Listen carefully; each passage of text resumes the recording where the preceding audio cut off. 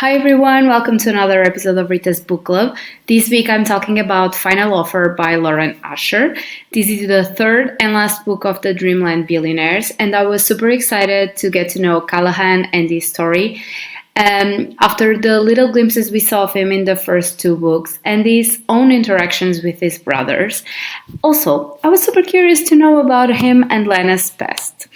Final Offer is a love story between Callahan, the middle brother of the Kane brothers, and Alana, his childhood best friend and first love. Cal is the Kane brother that everyone gossips about behind closed doors, and he believes he's a trust fund brat, washed up athlete, and high functioning alcoholic. And no one knows the real him but Lana Castillo. When he broke her heart 6 years ago, he promised to never return to Lake Wisteria, and he kept his word on his grandfather's will, changed everything. To receive his inheritance, he was tasked with spending a summer at the family lake house before selling it. The request seemed simple in theory until his entire plan blew up on the very first day. Turns out Lana doesn't just live at the house, she claims to own it too. Lana believes that falling in love with Callahan Kane was a mistake. He told her that before destroying her heart and their friendship 6 years ago, and so she foolishly believed him when he promised to never come back. But then Cal shows up again and intends to sell his grandfather's lake house. But there's a flaw in his plan. Her name is on the deed. My dear, sweet Cal, I was already a bit in love with him and all the little moments we saw of him, but I'm obsessed. Now, he went through so much in life, and even though he was a jerk in a lot of moments, we can't excuse some behavior, but I just want to protect him from the entire world and whoever hurt him.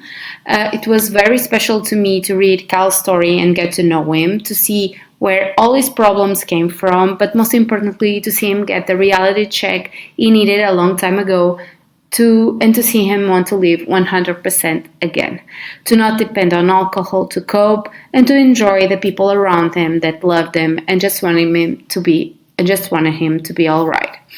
I loved Cal and Lena so much together. All that tension and shared past really made me so emotional, but it made their love and friendship deeper than anything I've ever read before. They knew the best and worst parts of each other, and they couldn't hide anything from the other. So it was very special to see them rebuild their relationship through some bickering, hilarious, and sweet moments, even some dramatic ones. I think that what also helped a lot was Cal's relationship with Lana's daughter, Camila. What those two shared from the very first moment was so sweet, and I think it helped Cal's journey through sobriety a lot too, because he wanted to be part of that little girl's life. He wanted to, also, it gave us some hilarious moments like her swear jar antics. The author warned us from the very first moment that the subjects on this book were heavy, and they really were.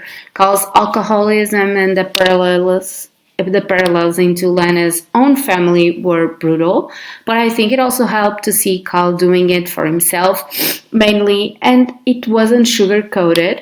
It was an ups and downs journey, filled with mistakes, and it felt very real and raw. Also, I think it's important to mention the relationship between the three brothers and how important it was. They were always there for each other, even though they used a few unconventional methods sometimes. I'm looking at you, Declan. But he was always trying to protect the other two, and they were always trying to get each other's backs. I really love to see them develop their relationship in the right way, to confide in each other and realize that their connection was not only important in their professional lives, but in their personal ones too. I was very emotional when they had a few deep talks in this book, and to see them get better for themselves and close a chapter with their hustle of a father. I also have to give a big shout out to Lauren for being so kind and giving us the trio that we never knew we needed. That was Cal, Zara, and Iris together. Their text messages and their group chat was hilarious. It was so good. And I really loved how Lana inserted herself in the friendship with Sarah and Aries. It was very cute and very sweet. I'm so sad that there won't be more books about the Kane brothers because I love them all and their wives so much, and they were so special, and their character development through the whole story was amazing. As always, if you like this video, please like, comment, and subscribe to my channel. You can also follow me on Instagram at Rita's Book Club for more content.